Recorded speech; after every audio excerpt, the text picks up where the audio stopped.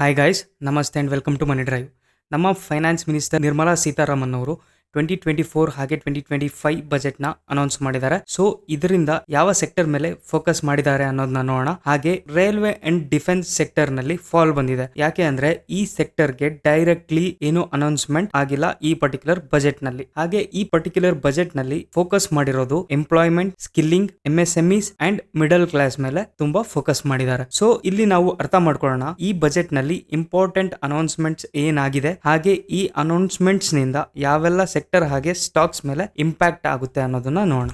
So majorly ಈ 9 priorities set ಮಾಡ್ಕೊಂಡಿದ್ರು government. ಅದರ ಪ್ರಕಾರನೇ ಈ 9 ಪ್ರಿಯಾರಿಟೀಸ್ ಅರೌಂಡ್ ನಲ್ಲೇ ಬಜೆಟ್ ಡಿಕ್ಲರೇಷನ್ ಕೂಡ ಆಗಿದೆ. ಸೊ ನಮ್ಮ ಫಸ್ಟ್ ಸೆಕ್ಟರ್ ನೋಡೋದಾದ್ರೆ ಅಗ್ರಿಕಲ್ಚರ್ ನಲ್ಲಿ pulses and oil seeds, Atmanirbhar Bharat in oil seeds such as mustard, sesame, sunflower, groundnut and soybean ಗೆ ಡಿಕ್ಲರೇಷನ್ ಆಗಿದೆ. ಸೊ ಜೊತೆಗೆ digital public infra for agriculture setup ಕೂಡ ಮಾಡ್ತಾರೆ. ಶ್ರಿಂಪ್ ಫಾರ್ಮಿಂಗ್ ಅನೌನ್ಸ್ಮೆಂಟ್ ಆಗಿದೆ.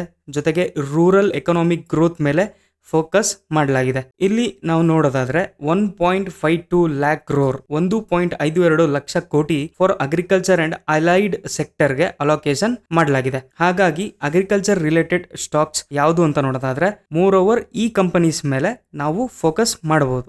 Kaveri seeds limited, Dhanuka agritech, apex frozen food, Avanti feeds, UPL, Sumitomo chemical, ಈ ಎಲ್ಲ agri sector stocks ನಲ್ಲಿ major ಆಗಿ ಗ್ರೋತ್ ನೋಡೋದಕ್ಕೆ ಸಿಗಬಹುದು. ಸೊ ನಮ್ಮ ಬಜೆಟ್ ನಲ್ಲಿ ಎಜುಕೇಶನ್ ಅಂಡ್ ಇನ್ಫ್ರಾಸ್ಟ್ರಕ್ಚರ್ ಮೇಲೆ ತುಂಬಾ ಫೋಕಸ್ ಮಾಡಿದ್ದಾರೆ. ಸೊ ಇಲ್ಲಿ ನೋಡಿ up to 10 lakh for higher domestic education loan provide ಮಾಡ್ತಿದ್ದಾರೆ ಲೋ ಇಂಟ್ರೆಸ್ಟ್ ಕಾಸ್ಟ್ ರೇಟ್ ನಲ್ಲಿ. ಹಾಗೆ ₹26,000 crore ಅಲಾಟೆಡ್ ಮಾಡಿದ್ದಾರೆ for constructions of highways in Bihar ನಲ್ಲಿ. ಬಿಹಾರ ಹಾಗೆ ಆಂಧ್ರ ಪ್ರದೇಶ್ಗೆ ತುಂಬಾ ಅನೌನ್ಸ್ಮೆಂಟ್ ಆಗಿದೆ ಈ ಪರ್ಟಿಕ್ಯುಲರ್ ಬಜೆಟ್ ನಲ್ಲಿ. ಸೊ ಹೈವೇಸ್ ಬಿಹಾರ್ ಅಲ್ಲಿ ಬಿಲ್ಡ್ ಆಗ್ತಿರೋದ್ರಿಂದ ಸೀದಾ ಇದರ ಡೈರೆಕ್ಟ್ ಇಂಪ್ಯಾಕ್ಟ್ ಇನ್ಫ್ರಾ ಸೆಕ್ಟರ್ ನಲ್ಲಿ ನಮಗೆ ನೋಡೋದಕ್ಕೆ ಹೆಚ್ಚಾಗಿ ಸಿಗುತ್ತೆ. ಸೊ ಇನ್ಫ್ರಾ ಸ್ಟಾಕ್ಸ್ ನಲ್ಲಿ, ಇನ್ಫ್ರಾ ಕಂಪನೀಸ್ ನಲ್ಲಿ ಗ್ರೋತ್ ನೋಡೋಕೆ ಸಿಗುತ್ತೆ. ಹಾಗೆ ಇಂಡಸ್ಟ್ರಿಯಲ್ ಕಾರಿಡಾರ್ ಡೆವಲಪ್ಮೆಂಟ್ ಮಾಡ್ತಿದ್ದಾರೆ ನಮ್ಮ ಭಾರತದ ಈಸ್ಟರ್ನ್ ರೀಜನ್ ನಲ್ಲಿ. ಜೊತೆಗೆ ಫಾರ್ಮುಲೇಟ್ ಪ್ಲಾನ್ ಫಾರ್ ಪೂರ್ವೋದಯ ಯೋಜನಾ, ಅಂದ್ರೆ ಫಾರ್ ಆಲ್ ರೌಂಡ್ ಡೆವಲಪ್ಮೆಂಟ್ ಮಾಡ್ತಾರೆ.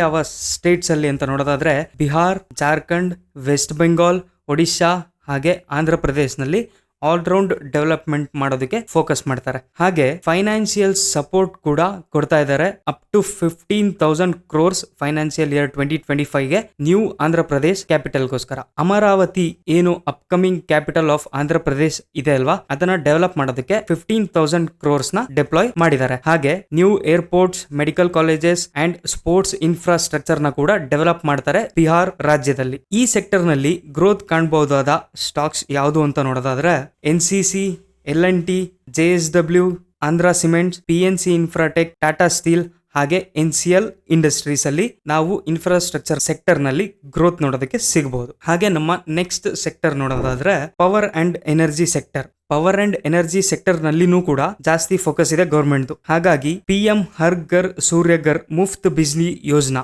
ಅಂದ್ರೆ ರೂಫ್ ಟಾಪ್ ಸೋಲಾರ್ ಪ್ಯಾನಲ್ಸ್ ನ ಪ್ರತಿ 1 ಕೋಟಿ ಮನೆಗಳಿಗೆ ಇನ್ಸ್ಟಾಲ್ ಮಾಡೋದಕ್ಕೆ ಎನ್ಕರೇಜ್ ಮಾಡ್ತಿದ್ದಾರೆ. ಜೊತೆಗೆ ರಿನ್ಯೂವಬಲ್ ಎನರ್ಜಿಲಿನೂ ಕೂಡ ತುಂಬಾ ಜಾಸ್ತಿಯಾಗಿ ಫೋಕಸ್ ಇದೆ. ಅಂಡ್ ಮೇಜರ್ ಆಗಿ 2 companies NTPC and BHEL will set up ultra critical thermal power plant using AUSC tech and government will provide the support for the same. ಹಾಗಾಗಿ NTPC and BHEL ನಲ್ಲಿ more focus ಇರುತ್ತೆ. ಜೊತೆಗೆ ಈ sector ನಲ್ಲಿ major stocks ಯಾವುದು ಅಂತ ನೋಡೋದಾದ್ರೆ NTPC, power grid, Adani ರಿನ್ಯೂವಬಲ್ಸ್, Tata power ಹಾಗೆ BHEL from power and energy sector ಇಂದ ಮೇಜರ್ ಆಗಿ ಇಂಪ್ಯಾಕ್ಟ್ ಆಗಿ ಬೆನಿಫಿಟ್ ಆಗೋದನ್ನ ನೋಡಬಹುದು. ಹಾಗೆ ಫ್ಯೂಚರ್ ಅಲ್ಲಿ ಈ ಕಂಪನೀಸ್ ನಲ್ಲಿ ಗ್ರೋತ್ ನ ಕೂಡ ನಾವು ಎಕ್ಸ್ಪೆಕ್ಟ್ ಮಾಡಬಹುದು. ಹಾಗೆ ನೆಕ್ಸ್ಟ್ ಸೆಕ್ಟರ್ ನಲ್ಲಿ ಶಿಪ್ಪಿಂಗ್ ಸೆಕ್ಟರ್ ನಲ್ಲಿ ಡೈರೆಕ್ಟ್ಲಿ ಆರ್ ಇಂಡೈರೆಕ್ಟ್ಲಿ ಶಿಪ್ಪಿಂಗ್ ಮೇಲೆ ಒಂದು ಒಳ್ಳೆ ಅನೌನ್ಸ್ಮೆಂಟ್ ಕೂಡ ಆಗಿದೆ. Shipping industries to be provided several incentive on ownership, leasing and flagging reforms positive for the sector. So ಇಲ್ಲಿ ನಾವು ಸ್ಟಾಕ್ಸ್ ನ ನೋಡೋದಾದ್ರೆ Cochin shipyard, shipping corporation of India ಹಾಗೆ ಕಂಟೈನರ್ ಕಾರ್ಪೊರೇಷನ್, ಈ ಎಲ್ಲಾ ಸ್ಟಾಕ್ಸ್ ನ ಮೇಲೆ ನಾವು ಫೋಕಸ್ ಮಾಡಬಹುದು. ಫ್ಯೂಚರ್ ಅಲ್ಲಿ ಈ ಸ್ಟಾಕ್ಸ್ ನಲ್ಲಿ ಗ್ರೋತ್ ಕೂಡ ನೋಡೋದಕ್ಕೆ ಸಿಗಬಹುದು. ಹಾಗೆ ಇಂಪಾರ್ಟೆಂಟ್ ಮೇಜರ್ ಆಗಿ ನಮಗೆ commodity gold, silver and diamonds ಮೇಲೆ ತುಂಬಾ ಫೋಕಸ್ ಇದೆ.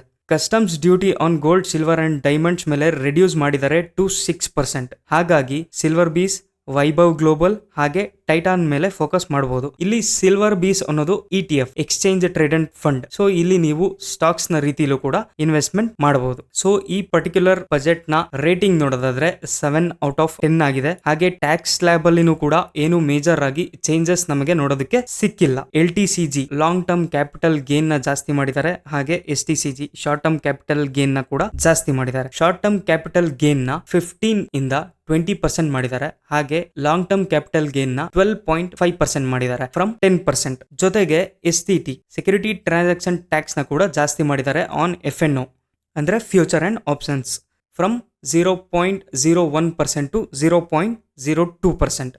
ಇದು ನಮಗೆ ನೋಡೋದಕ್ಕೆ ಮಿನಿಮಲ್ ಅನ್ಸ್ಬೋದು, ಬಟ್ ಬಲ್ಕ್ ಅಲ್ಲಿ ಜಾಸ್ತಿ ಲಾಟ್ಸ್ ಅಲ್ಲಿ ಟ್ರೇಡ್ ಮಾಡೋರಿಗೆ ಇದು ಸ್ವಲ್ಪ ನೆಗೆಟಿವ್ ಆಗುತ್ತೆ. ಹಾಗೆ ಅವರಿಗೆ ಮೇಜರ್ ಆಗಿ ಸ್ವಲ್ಪ ಎಫೆಕ್ಟ್ ಆಗುತ್ತೆ. ಓಕೆ ಗೈಸ್, ಇದಾಗಿತ್ತು ಇವತ್ತಿನ ವಿಡಿಯೋ.